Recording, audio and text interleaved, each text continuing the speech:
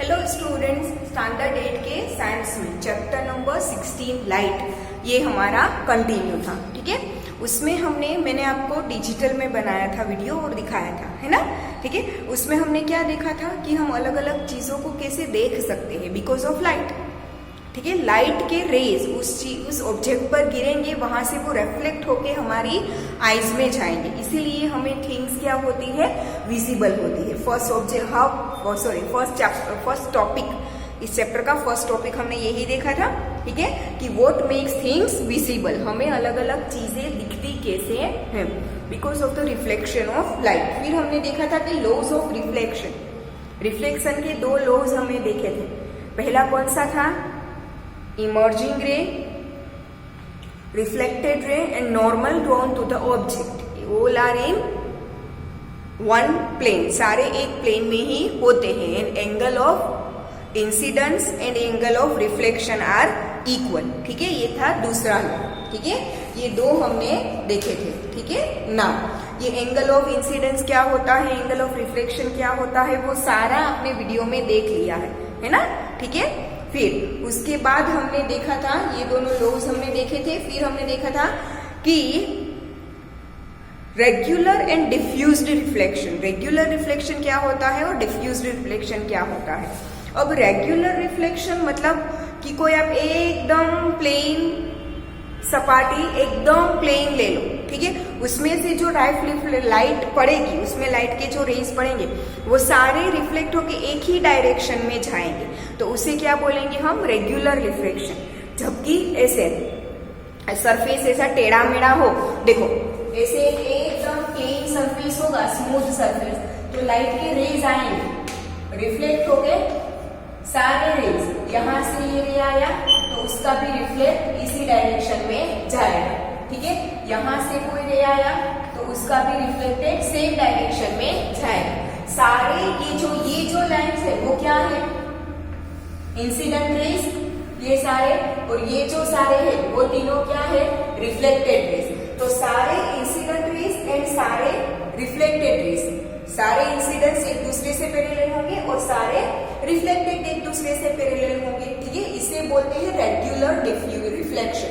ठीक है, जबकि डिफ्यूज्ड रिफ्लेक्शन में क्या होता है पता, ऐसे सरफेस ऐसा टेढ़ा मेढ़ा हो, सरफेस ऐसा क्या हो, टेढ़ा मेढ़ा हो, तो यहाँ पे जो लाइट गिरेगी, लाइट के रे वो इस तरफ रिफ्लेक्ट होगी। ठीक है, फिर यहाँ पे जो लाइट का रे गिरेगा वो इसी तरफ रिफ्लेक्ट होगा। आया समझ में। ठीक है, यहाँ पे जो लाइट रे होगा वो इस तरफ रिफ्लेक्ट होगा, मतलब कि रिफ्लेक्टेड रेज की सबकी डायरेक्शन अलग अलग होगी। सारे ये जो रिफ्लेक्टेड रेज बन रहे हैं उन सबकी डायरेक्शन क्या होगी, अलग अलग। कोई इस डायरेक्शन में जाएगा तो कोई इस डायरेक्शन में जाएगा तो कोई इस डायरेक्शन में जाएगा, सबकी डायरेक्शन क्या होगी, अलग अलग। इसे क्या बोलते हैं, डिफ्यूज्ड रिफ्लेक्शन। क्या बोलते हैं उसे, डिफ्यूज्ड रिफ्लेक्शन। ठीक है ना, ये हमने देखा था। डिफ्यूज्ड रिफ्लेक्शन का दूसरा नाम है इरेग्युलर रिफ्लेक्शन। ये है रेगुलर रिफ्लेक्शन और ये क्या है, डिफ्यूज्ड, और we can say irregular reflection. फिर हमने देखा था कि reflected light can be reflected again. ये जो इंसिडेंट रेज है उसमें से ये क्या निकला, ये रिफ्लेक्टेड रे है। ये रिफ्लेक्टेड रे मानो कि यहाँ पे मिरर हो तो वहां से फिर से रिफ्लेक्ट हो सकता है। ऐसा जरूरी नहीं है कि एक बार वो रिफ्लेक्ट हो गया तो दूसरी बार नहीं आ सकता। Reflected light can be reflected again. हमने वीडियो में देखा था, आपने कई बार देखा होगा कि पीछे क्या है, वो आप देखने के लिए पीछे मिरर रखते हो और वहां से आपको इमेज क्या मिलेगी, आपके सामने के मिरर में मिलेगी, है ना। आप बाल कटवाने जाते हो तो वहां पे वो इंसान आपको दिखाता है ना, पीछे मिरर रख के देखो कैसे पीछे से लग रहे हैं। ठीक है, दैट मीन्स कि एक बार क्या हुआ, वो इमेज पीछे के मिरर में गई, वहां से रिफ्लेक्ट होके कहाँ गई, सामने के मिरर में, वहां से रिफ्लेक्ट होके आपकी आईज में। ठीक है, तो एक बार रिफ्लेक्ट हुआ हो जो रे, वो दूसरी बार रिफ्लेक्ट हो सकता है, कई बार रिफ्लेक्ट हो सकता है, ऐसा जरूरी नहीं है कितनी बार, ऐसा कोई डिसाइडेड नहीं है। ठीक है, so many times it can be reflected. Clear. ठीक है, फिर हमने देखा था मल्टीपल इमेजेस, वही था। ठीक है, एक ही चीज की कितनी सारी इमेजेस, पीछे बाल कैसे दिख रहे हैं वो उस मिरर में भी दिखेंगे पीछे वाले, सेम उसका रिफ्लेक्शन सामने आएगा तो सामने भी उसकी इमेज मिली, तो एक से ज्यादा इमेज मिले ना, उसे हम क्या बोलेंगे, मल्टीपल इमेजेस। क्लियर? ठीक है। फिर हमने देखा था कैलिडोस्कोप में कैसे हमें अलग अलग डिजाइन्स मिलती है। कैलिडोस्कोप में हमें कैसे अलग अलग डिजाइन्स मिलती है वो हमने देखा था। कैलिडोस्कोप में क्या होता है, 3 मिरर ऐसे ट्राइंगल शेप में रखे होंगे। 3 मिरर क्या होगा, ट्राइंगल शेप में, अंदर कुछ चीजें पड़ती है, अब घुमाते जाओगे वो चीज घुमाती जाएगी, तो एक दूसरे के मिरर में अंदर जो 3 मिरर रखे हैं ऐसे ट्राइंगुलर शेप में, वो एक दूसरे की इमेज एक दूसरे में देंगे। यहाँ की इमेज यहाँ लगी, यहाँ की यहाँ की यहाँ, तो इमेज फिरती रहेगी। ठीक है, मतलब कि ये कोई ऑब्जेक्ट है, उसका इमेज यहाँ मिला, वहां से यहाँ गया, यहाँ से यहाँ गया, यहाँ से फिर से यहाँ है। तो ऐसे बहुत सारी एक ही चीज की बहुत सारी इमेज मिलती है। इसी की वजह से क्या होता है, अलग अलग उसमें डिजाइन्स आपको देखने को मिलती है। ठीक है, तो ये हमने देखा था कैलिडोस्कोप। फिर सनलाइट है वो व्हाइट है या कलर्ड है, देखा था ना। सनलाइट हमें दिखती है व्हाइट, बट उसमें कितने कलर्स होते हैं, 7 कलर्स। इसकी वजह से क्या बनता है, रेनबो। और वो 7 कलर्स कौन से होंगे, वाइब्ग्योर बोलते हैं ना हम, क्या बोलते हैं हम, वाइब्ग्योर।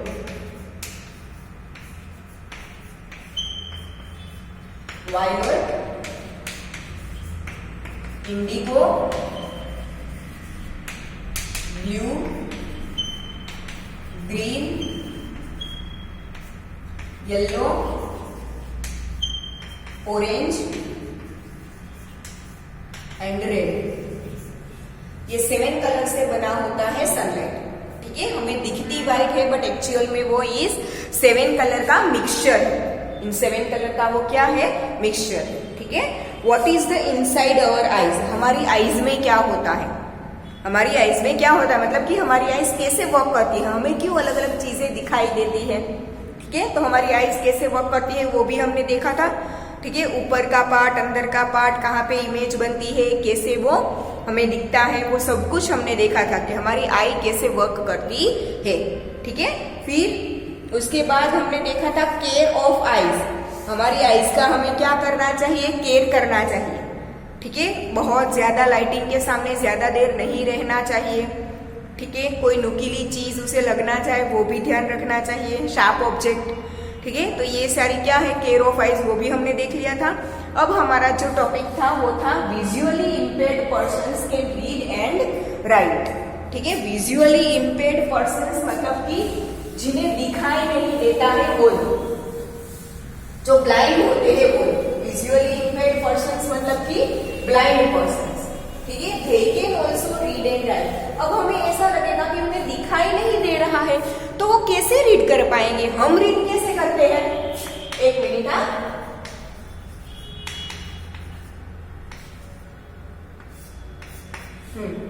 हम कैसे रीड करते हैं, सामने लिखा है वो देख के हम रीड करते हैं। ये रीड करना हो तो मुझे इस तरफ देखना पड़ेगा ना।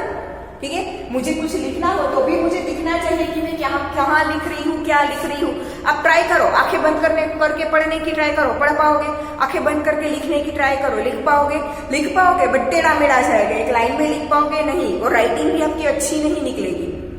ठीक है, तो हम ऐसा बोलते हैं कि देखेंगे तो हम रीड या तो राइट कर पाएंगे। जो लोग देख ही नहीं पाते, जो ब्लाइंड है, वो कैसे रीड एंड राइट कर पाएंगे। तो उनके लिए हमारी ये जो इंग्लिश हम लिखते हैं ना, इंग्लिश या तो हिंदी या तो गुजराती, उसे हम लिपि बोलते हैं। क्या बोलते हैं, लिपि। ठीक है, तो उनके लिए एक ब्लाइंड पर्सन्स के लिए एक लिपि बनाई गई है। वो जैसे हमें ये जो ABCD अल्फाबेट हम लिखते हैं ना, वैसा नहीं होता। ठीक है, उन लोगों के लिए स्पेशल लिपि बनाई गई है, उसके ऊपर से वो लोग रीड एंड राइट कर सकते हैं। हमारे जैसा रीडिंग एंड राइटिंग वो लोग नहीं कर पाते। हम अल्फाबेट में लिखते हैं, या तो हिंदी में क ख ग घ में लिखते हैं, गुजराती में क ख ग घ में लिखते हैं, है ना। ठीक है, वैसे उनका नहीं होता, थोड़ा अलग होता है। वो क्या होता है वो हम इस टॉपिक में पढ़ेंगे। ठीक है, एक के बाद एक पढ़ना स्टार्ट करेंगे और समझेंगे। ठीक है, तो क्या है, some persons including children can be visually impaired. बहुत सारे ऐसे हमने लोग देखे होंगे कि जो देख नहीं पाते। कई सारे ऐसे बच्चे भी छोटे छोटे होते हैं जो देख नहीं पाते। ठीक है, उन्हें क्या बोलते हैं, ब्लाइंड भी बोलते हैं, और we can say visually impaired. ठीक है, now they have very limited vision to see things. उन्हें क्या होता है, विजुअली इम्पेयर्ड का मतलब ब्लाइंड होता है और एक चीज भी उसमें इंक्लूड होती है। कई बार आपने देखा होगा कि बहुत सारे ऐसे लोग होते हैं जो बिल्कुल नहीं देख पाते, वो ब्लाइंड होते हैं, ठीक है। बट बहुत सारे ऐसे लोग होते हैं कि जिन्हें एकदम धुंधला दिखाई देता है, बहुत कम दिखाई देगा, जिसकी वजह से वो पढ़ लिख नहीं पाते, क्योंकि उन्हें जो राइटिंग के लिए जो लेटर्स होते हैं, वर्ड्स होते हैं, वो क्लीन नहीं दिखाई देते, उन्हें कोई कलर भी क्लीन नहीं दिखाई देता। सिर्फ ऐसा लगता है कि हाँ सामने कुछ है, ठीक है। हम सामने खड़े रहते हैं तो उन्हें लगता है कि हाँ सामने कोई खड़ा है, बट वो एकदम क्लियरली नहीं देख पाते, ठीक है। तो बहुत लो विजन होता है उनका, और सम लिमिटेड विजन, ठीक है। और some persons can not see at all since birth, और कई सारे लोग तो जन्म से ही बिल्कुल नहीं देख पाते, कुछ भी नहीं दिखाई देता उन्हें। और बहुत सारे लोग ऐसे होते हैं कि जिनका पहले दिखाई देता होता है, बाद में ऐसा कुछ होता है कि कुछ डिसीज होते हैं आईज में, या तो फिर उन्हें कोई एक्सीडेंट में उनकी आंखें चली जाती है तो नहीं दिखा देता। और बहुत सारे लोग ऐसे भी होते हैं जिन्हें जन्म से कुछ भी नहीं दिखाई देता, ठीक है। Some persons will lose their eyesight because of a disease और एन इंजरी। कई बार कई लोगों की आई साइट चली जाती है, मतलब कि वो देख नहीं पाते बिकॉज ऑफ सम डिजीज और इंजरी। आंख में कोई रोग हो जाए या तो आंख में कुछ लग जाए, इंजरी हो जाए, तो उसकी वजह से भी वो नहीं देख पाते, ठीक है ना। Such persons try to identify things by touching and listening to voices more carefully. ऐसे लोग, देखो हम तो कहीं पे जाना हो या तो कुछ लेना हो, कुछ पकड़ना हो, कुछ कोई चीज एक जगह से उठा के दूसरी जगह पे रखनी हो, कुछ लिखना हो, पढ़ना हो, कुछ भी काम करना हो, तो हम तो देख के कर लेते हैं आसानी से। हमारे सामने कोई चीज पड़ी है, हम देख के बोल सकते हैं कि ये चीज है। आपके पास कितनी सारी बुक पड़ी हो, सबके ऊपर नाम लिखे होंगे तो आप देख पाते हो ना कि ये साइंस की टेक्स्ट बुक है, ये मैथ्स की टेक्स्ट बुक है, ये हिंदी की टेक्स्ट बुक है, ठीक है। इन लोगों के लिए ऐसा पॉसिबल नहीं होता, ठीक है। तो वो लोग क्या करते हैं, बहुत सारी चीजों को, देखो बुक सारी एक जैसी रखी होगी तो उन्हें पता नहीं चलता कि ये कौन से सब्जेक्ट की बुक है, क्योंकि वो देख नहीं पाते। बट अलग अलग चीजें उनके सामने पड़ी हो, वो टच करके बता सकते हैं कि वो कौन सी चीज है। जैसे कि मानो कि एक जगह पे ये चौक पड़ा है उनके सामने और एक जगह पे ये डस्टर पड़ा है, तो वो टच करके बता देंगे कि ये चौक है और ये डस्टर है, ठीक है। या तो केयरफुली लिसनिंग, कोई चीज उन्हें सुनाई देती है, उसे वो एकदम केयरफुली सुनेंगे, फिर उसे समझेंगे कि ये चीज है, ठीक है। उन्हें रास्ते पे वो चलते हैं तो हमें तो व्हीकल्स दिखाई देते हैं, छोटा है या बड़ा है, कितना दूर है, कितना नजदीक है। अगर पास में हो तो हम रोड क्रॉस नहीं करते, थोड़ी देर खड़े रहते हैं, वो व्हीकल चला जाए बाद में हम रोड क्रॉस करते हैं। तो हम देख पाते हैं तो ऐसा कर सकते हैं, बट वो लोग तो नहीं देख पाते। तो वो लोग क्या करते हैं, व्हीकल आते हैं, उनकी आवाज होती है ना, कुछ इंजन चलता है व्हीकल का, तो उसकी आवाज निकलती है, या तो वो हॉर्न ब्लो करते हैं, तो उनकी आवाज से वो लोग सुनेंगे। कितना शार्प आवाज है, एकदम ज्यादा आवाज आ रही है, दैट मीन्स कि वो व्हीकल नजदीक है। दूर से आवाज बहुत स्लो आ रही है, दैट मीन्स कि वो दूर से आ रही है, तो व्हीकल दूर है। ऐसा केयरफुली सुन के या तो केयरफुली टच करके या केयरफुली स्मेल करके वो लोग समझ जाते हैं कि वो चीज क्या है, ठीक है। तो जो लोग देख नहीं पाते ना, उनके बाकी सारे सेंस ऑर्गन्स बहुत सारा वर्क करते हैं और बहुत केयरफुली और बहुत अच्छे से वर्क करते हैं, ठीक है ना। They develop their other senses more sharply, ठीक है। आई साइट एक नहीं है, हमें पता है कि हमारी बॉडी में बहुत सारे सेंसेस होते हैं, जैसे कि टच, विजन, स्मेल, ठीक है। फिर टंग में क्या होता है, टेस्ट, हियरिंग, ठीक है। ये सारे हमारे क्या है, सेंसेस हैं, ठीक है। तो जो लोग देख नहीं पाते ना, उनके बाकी सारे सेंसेस है वो बहुत शार्पली वर्क करते हैं, मतलब कि हमसे भी अच्छा वर्क करते हैं। उनका सुनने की उनकी जो कैपेसिटी होती है, स्मेल की कैपेसिटी होती है, टच की, फिर टेस्ट करने की, वो सारी उनकी सेंसेस है वो बहुत ज्यादा अच्छे से वर्क करती है। तो इसके ऊपर से वो अपना लाइफस्टाइल है वो बहुत इजी बना सकते हैं, ठीक है। However additional resources can enable them to develop their capabilities further, ठीक है। तो उनकी कैपेबिलिटीज को, ये सेंसेस के अलावा उनकी कैपेबिलिटीज को इंक्रीज करने के लिए अलग अलग चीजों का डेवलपमेंट किया गया है, ताकि वो लोग भी अच्छे से पढ़ सके, अच्छे से लिख सके और वो भी लाइफ में आगे बढ़ सके, ठीक है ना।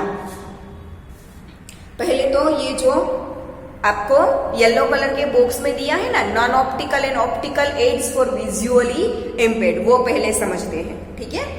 Non optical aids include visual aids. Non optical aids मतलब कि आंख पे ऐसा कुछ चश्मा वगैरह पहनते हैं जिससे उनकी आईसाइट थोड़ी अच्छी हो जाए और वो अच्छा सा देख पाए, ठीक है।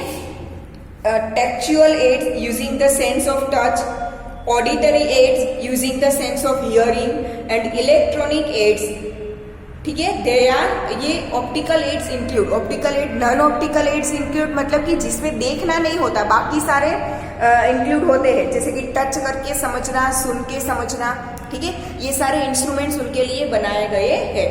Visual aids can magnify words, can provide suitable intensity of light and material at proper distances. Visual aids जो होते हैं ना, उनमें क्या होता है कि वर्ड्स को मैग्नीफाई करते हैं, इसलिए अच्छे से दिखेगा। मैंने अभी थोड़ी देर पहले बोला ना कि कई सारे लोग ऐसे होते हैं कि जिन्हें बहुत कम दिखाई देता है, तो उनके लिए वर्ड्स को क्या करता है, वो आंख में वो पहनते हैं, तो उनकी वजह से वर्ड क्या हो जाता है, मैग्नीफाई, बड़ा हो जाता है, ताकि वो लोग उन्हें देख सके, ठीक है। मैग्नीफाइंग वर्ड्स और can provide visual intensity, can provide suitable intensity of light and material at proper distance, ठीक है। और लाइट और मटेरियल की इंटेंसिटी, उसमें से जो लाइट के रेज आते हैं उनकी इंटेंसिटी थोड़ा बढ़ा देते हैं ताकि उनकी आंख में जाए और वो देख सके, ठीक है। Tactual aids including Braille writer slate and stylus help the visually challenged persons in taking notes, reading and writing. Tactual aids में क्या होता है, टच करके, ठीक है, टच करके वो लोग देख सकते हैं, और वो लोग टच करके ही लिख या तो राइट पाते हैं, लिख सकते हैं या तो सुन सकते हैं, सॉरी पढ़ सकते हैं, ठीक है। वो इस टॉपिक के बाद में ही आएगा क्या है, ठीक है ना। Auditory aids include cassettes, tape recorders, talking books and other such devices. Auditory aids में क्या यूज होता है कि वो लोग सुन सके और समझ सके, ऐसा कुछ रखा जाता है, ठीक है। Electronic aids such as talking calculators and computers are also available for performing many computational task. वो लोग हमारी तरह कंप्यूटर में या तो अगर उन्हें कैलकुलेटर का यूज करना हो तो स्विचेस दबा के कैलकुलेट नहीं कर सकते, कंप्यूटर में टाइप नहीं करते, तो उन लोगों के लिए क्या होता है, talking calculator in talking computers. वो कुछ बोलेंगे तो वो उसमें लिख जाएगा और उसे आंसर वो आवाज देके बोल के वो आंसर दे पाएगा, ठीक है। ऐसी चीजें भी डेवलप की गई है, ठीक है। Closed circuit television also an electronic aid enlarges printed material with suitable contrast and illumination. Closed circuit television that is CCTV camera हम जो बोलते हैं ना, ठीक है, उसमें भी ऐसा ही होता है। पूरे क्लास में सिर्फ एक कैमरा रखा हो, वो पूरे क्लास को इंक्लूड कर देता है। सोचो, इतना छोटा सा कैमरा, पूरा क्लास हमें उसमें दिखाई देता है, तो जो विजुअल होते हैं उसे क्या करते हैं, एनलार्ज कर देता है, ठीक है। Nowadays, use of audio CDs and voice boxes with computers are also very helpful for listening to and write the desired text.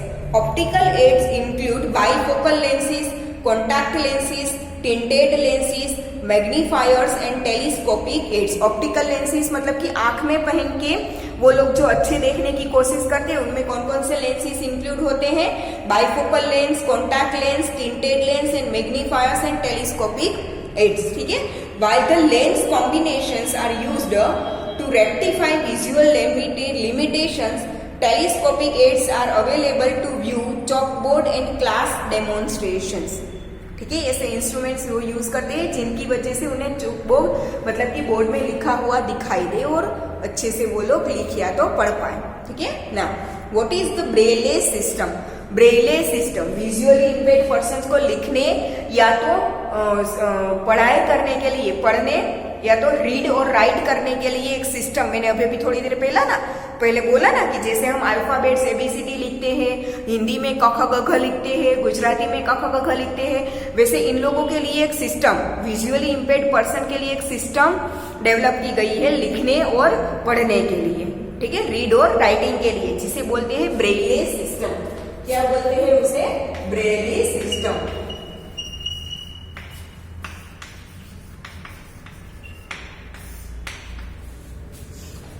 Braille system the most popular resource for visually challenged person is Braille. Visually challenged person मतलब कि visually impaired person की जो कम देख सकते हैं या तो बिल्कुल नहीं देख सकते, ठीक है, उन लोगों के लिए एक जो बहुत अच्छी रिसोर्स है वो क्या है, ब्रेली सिस्टम।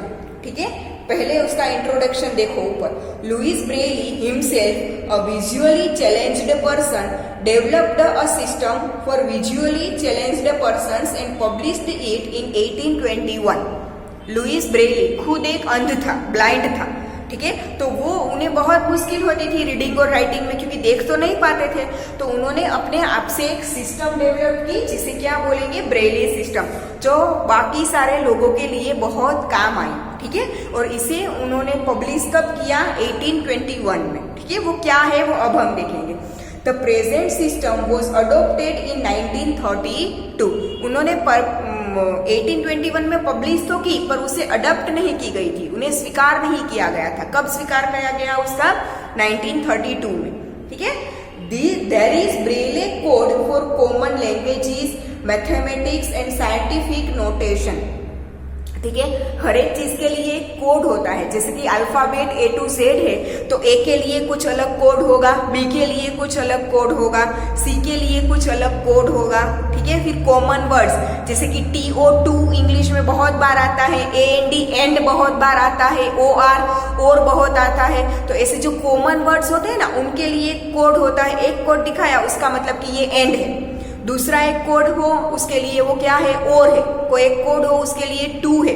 ठीक है, फिर मैथमेटिक्स 1 एक कोड से लिखा जाता है, 2 के लिए एक अलग कोड होता है, 3 के लिए एक अलग कोड होता है, फिर प्लस की साइन के लिए एक अलग कोड होता है, माइनस की साइन के लिए एक अलग कोड होता है। तो ऐसे मैथमेटिकल साइंस के लिए भी अलग अलग कोड्स यूज किए जाते हैं। ठीक है, now many Indian languages can be read using the Braille system. ये ब्रेली सिस्टम में बहुत सारी इंडियन लैंग्वेजेस को भी इंक्लूड किया गया है। ठीक है, नाउ देखो बाजू में आपको ब्रेले सिस्टम दी है। Braille system has 63 dot patterns और कैरेक्टर्स। जैसे हमारी अल्फाबेट में A B C D E F G H I J K L M N O P Q R S T U V W X Y Z कितने alphabets हैं, 28 alphabets है ना। ठीक है, वैसे ही ब्रेले सिस्टम में ऐसे 63 डॉट स्ट्रक्चर्स बनाया गया है जिसे बोलते हैं कैरेक्टर्स। हम ABCD को अल्फाबेट्स बोलते हैं ना, वैसे ऐसे इसे क्या बोलते हैं, कैरेक्टर्स बोलते हैं या तो डॉट स्ट्रक्चर्स बोलते हैं। ठीक है, जैसे 28 अल्फाबेट है, ठीक है, वैसे ही ऐसे डॉट कैरेक्टर्स या तो डॉट पैटर्न्स कितनी है, 63 है। ठीक है, नाउ हाँ, each character represent a letter, a combination of letters, a common word or a grammatically sign. हर एक कैरेक्टर है वो कुछ अलग अलग दिखाता है। कोई कैरेक्टर है वो कोई लेटर दिखाता हो या कोई कैरेक्टर कोई कॉमन वर्ड दिखाता हो, जैसे अभी मैंने बोला ना एंड या तो और या तो TO2। ठीक है, या तो लेटर्स दिखाते हैं जैसे कि ABCD, या तो कोई मैथमेटिकल साइन दिखाता है। ठीक है, या तो कोई ग्रामेटिकल साइन दिखाता है।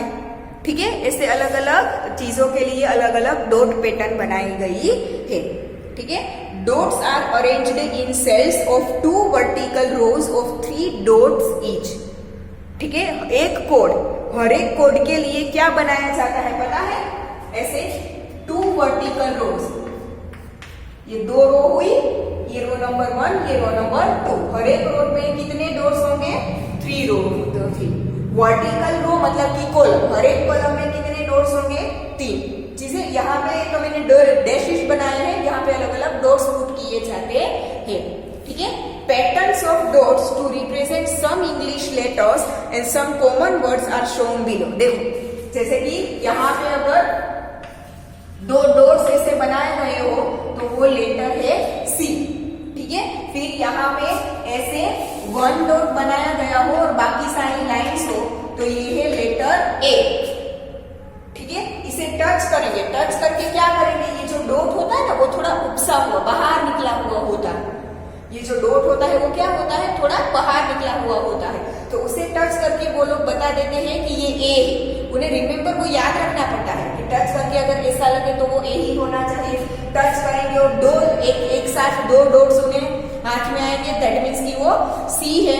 ठीक है, फिर टच करेंगे तो ऐसे एक डॉट यहाँ पे एक डॉट यहाँ पे, यहाँ पे 2 डॉट और एक डॉट यहाँ, ऐसे 4 डॉट ऐसे हो, पहले में 1, दूसरे में 2, तीसरे में फिर से 1, तो ऐसे हो तो ये है लेटर टी, ठीक है। तो ये सी ओ और टी, सी ए और टी तीनों को कंबाइन करो तो ऐसे लिखा होगा,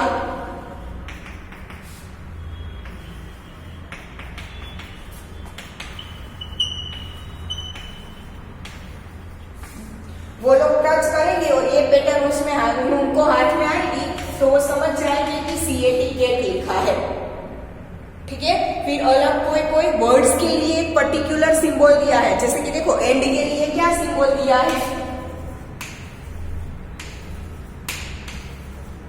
वो टच करेंगे और ऐसे 5 डॉट्स उनके हाथ में टच करके आएंगे तो वो क्या समझ जाएंगे कि ये लिखा एंड है, क्या लिखा है, एंड लिखा, ठीक है। फिर कोमा के लिए दिया है,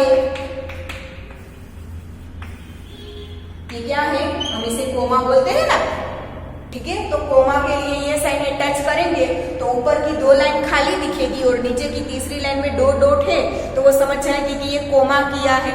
आपने देखा होगा कोई जो फ्लैट में रहते हो ना उन्हें पता होगा, आपके फ्लैट में लिफ्ट होंगी, ठीक है। लिफ्ट में आपने देखा होगा कि फ्लोर, हम 1 2 3 4 फ्लोर के बटन होते हैं और बटन के नीचे ऐसे डॉट्स जीरे थोड़े थोड़े छोटे छोटे आपने देखा होगा बनाए गए होते हैं।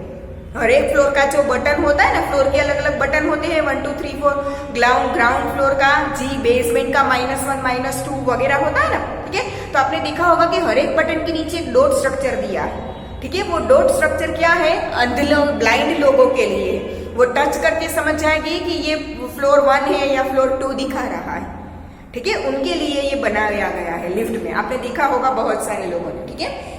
These patterns, when embossed on braille sheets, help visually challenged persons to recognize words by touching. Embossed मतलब कि थोड़ा ऊपर बनाया गया हो, जैसे कि इनमें क्या है, ये दोनों डॉट्स को ऊपर रखा गया होता है, ठीक है। थोड़ा उन्हें उपसेलू, जैसे आप लोग गुजराती में कहते हैं कि थोड़ा उपसेलू है, ठीक है, वैसे एम्बोस्ड किए जाते हैं तो टच करके वो लोग समझ जाते हैं कि ये क्या लिखा है, ठीक है। To make them easier to touch the dots are raised slightly, ठीक है। उन्हें टच करके इजीली समझ में आ जाए इसलिए ये डॉट्स थोड़ा ऊपर किए होते हैं, ठीक है। रेज्ड स्लाइटली, थोड़ा उन्हें बाहर की तरफ निकाला जाता है।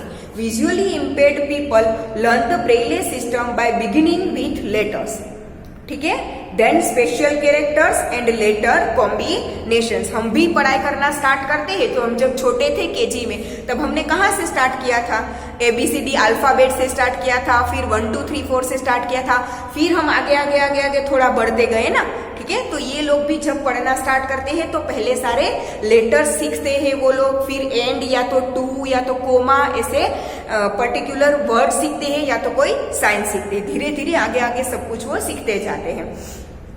Methods depend upon recognition bye touching, वो टच करके कितना याद रखते हैं उसके ऊपर डिपेंड करता है। जैसे कि हम में होता है ना, बहुत सारे बच्चे हैं वो जल्दी से सीख लेते हैं और बहुत सारे ऐसे होते हैं कि जिन्हें कितना भी समझाओ समझ में ही नहीं आता, याद ही नहीं रहता, तो उसमें भी वैसा होता है।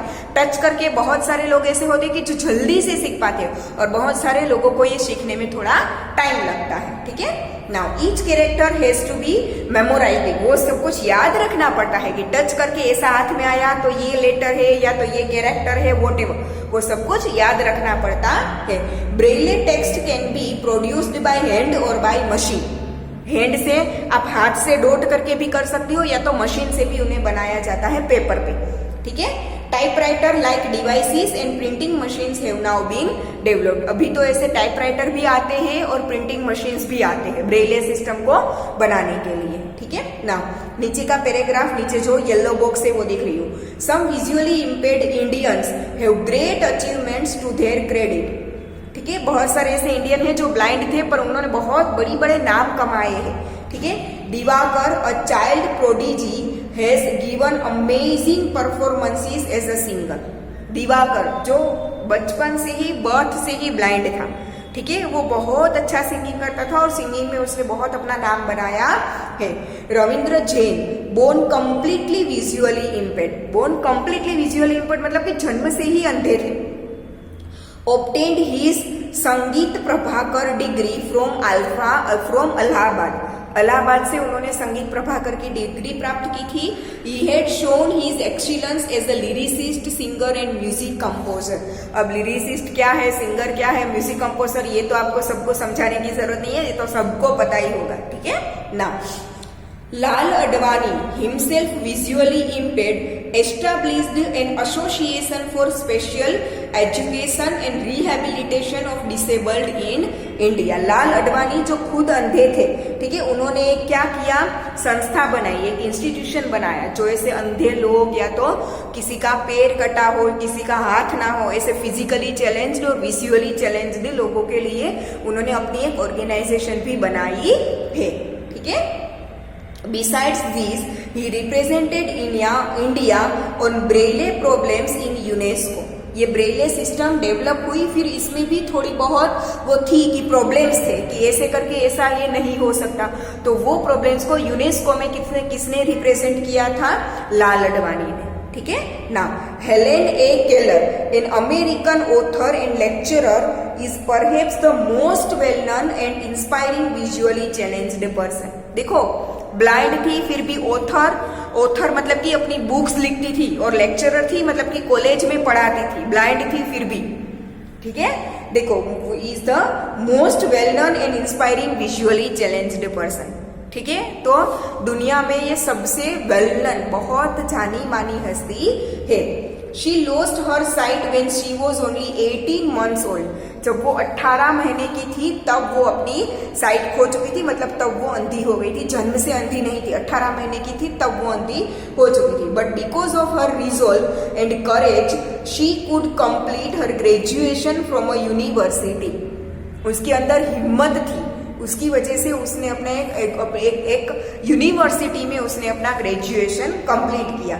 She wrote a number of books including the story of my life. उसने बहुत सारी बुक्स लिखी है, उसमें से एक है the story of my life. उसने अपनी लाइफ के ऊपर एक स्टोरी लिखी है, ठीक है।